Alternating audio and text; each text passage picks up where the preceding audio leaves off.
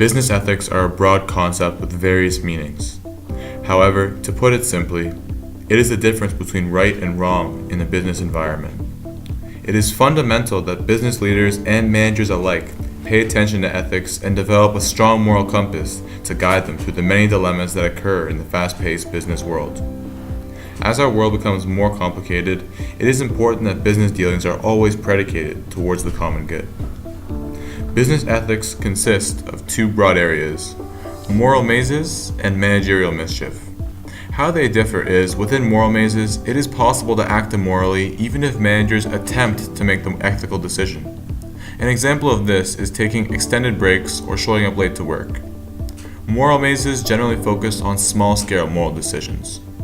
Managerial mischief differs because it is an intentional violation of ethics and, unlike moral mazes, deals with more big-picture ethical violations, such as money laundering or insider trading. Since the world has awoken to the idea of social responsibility, business ethics have become an essential part of the corporate world.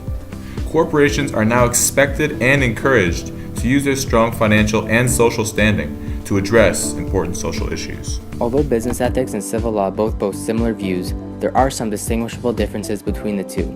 While laws are in place to protect against actions such as fraud or theft, the reality is that some unethical business actions are perfectly legal. What is morally wrong in the eyes of society is not always necessarily wrong in the eyes of the law. An example of this would be a corporation that buys their goods from countries which have no laws against child labor or low wages.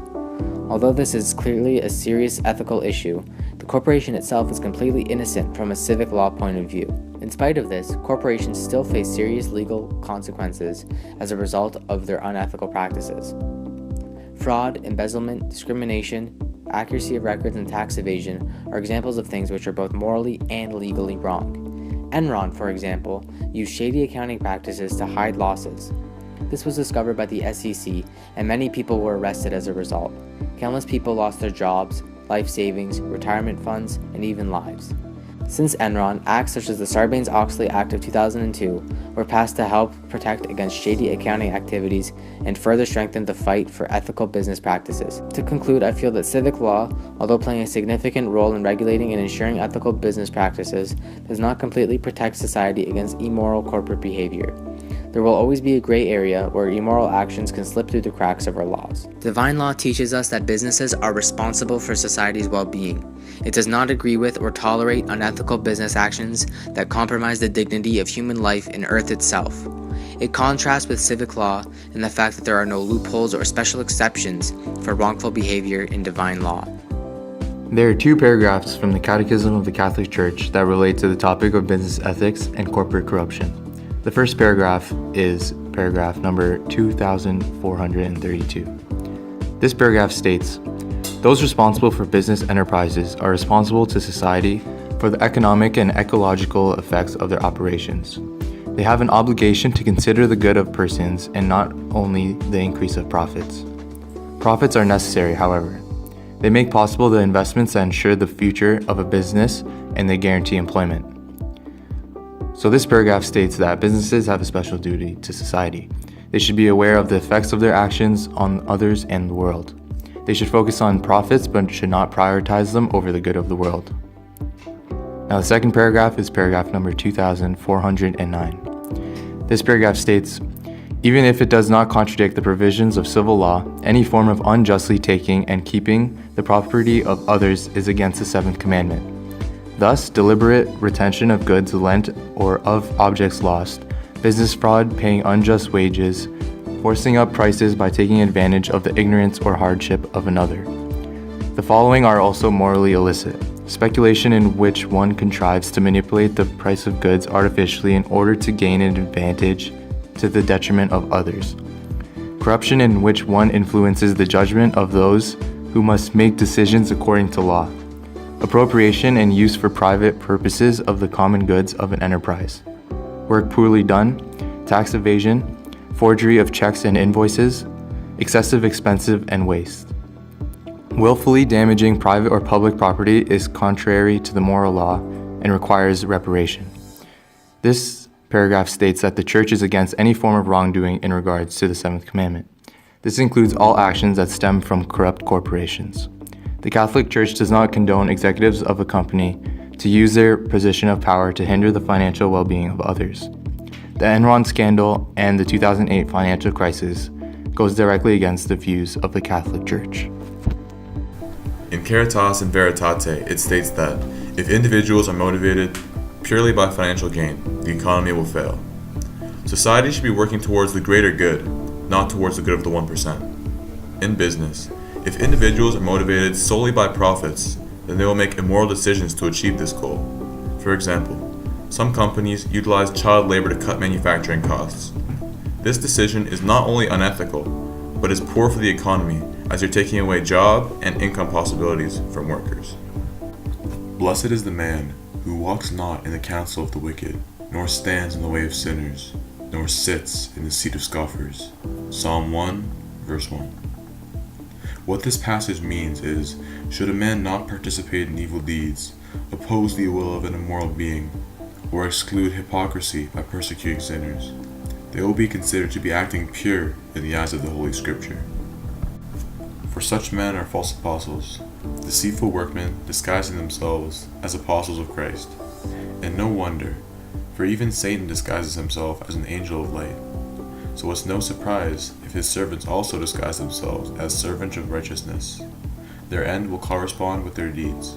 Corinthians 2, chapter 11, verses 13 to 15. This quote is a direct addressing of corrupt businessmen. People who act like they're working towards the greater good of the business, when really they just want to help themselves. For example, when a businessman fabricates financial reports to make their company seem more profitable, they may see it as doing the greater good for the company, when truly, they're just trying to protect themselves. When an individual leads people to act unethically, the Bible just doesn't see it as immoral. This passage states that in the end, justice will be served. The following is a news report which clearly highlights the corporate corruption that took place within Enron as previously discussed. It also shows how they were penalized for such wrongful actions. Remember the Enron tapes? Enron workers were heard manipulating the California energy shortage a few years back and gloating over it. Federal energy regulators now say Enron made more than $1.5 billion off that shortage. And today, more audio and documents surfaced. The first to indicate the scamming and scheming started years earlier than we previously knew. CBS's Vince Gonzalez gives you the inside story. During the West Coast power crisis, homes went dark and streetlights were out in California, causing injuries and accidents. But the danger didn't stop Enron's energy traders from having a good laugh. They had to do a rolling blackout through the town, and there was a red light there, he didn't see. That's beautiful. I'm like, this is causing animosity throughout the state now. Cars are blowing up. Newly released evidence shows years before the crisis, Enron schemed to manipulate markets. The new tapes, routinely recorded by Enron to protect their own deals and later obtained by this small utility in Washington state, confirm what CBS News has been reporting for 4 years, that Enron secretly shut down power plants so they could cause and then cash in on the crisis. We want you guys to get a little creative, Okay. and come up with a reason to go down. That's Plant good. operators were coached on how to lie to officials. Just call them, hey guys, finish our queue after coming down. Okay, so we're just coming down for some maintenance, like a forced outage type thing. Right. And that's cool. Hopefully. Enron also pulled power out of states like California, causing emergency conditions to worsen. Sorry, California, I'm bringing all my power out of the state. I think I moved out over 600 megawatts. The shutdowns and pullouts triggered sky-high power prices. We're just making money hand over fist. And when states complained, Get a f***ing clue. Yeah, leave us alone, let us make a little bit of money. Yeah, exactly. when the schemes began to unravel, employees blamed the men running Enron. I told you they were all crooks. I just didn't know how much. As far as I'm concerned, nothing happened in Enron that Ken Lay didn't blast.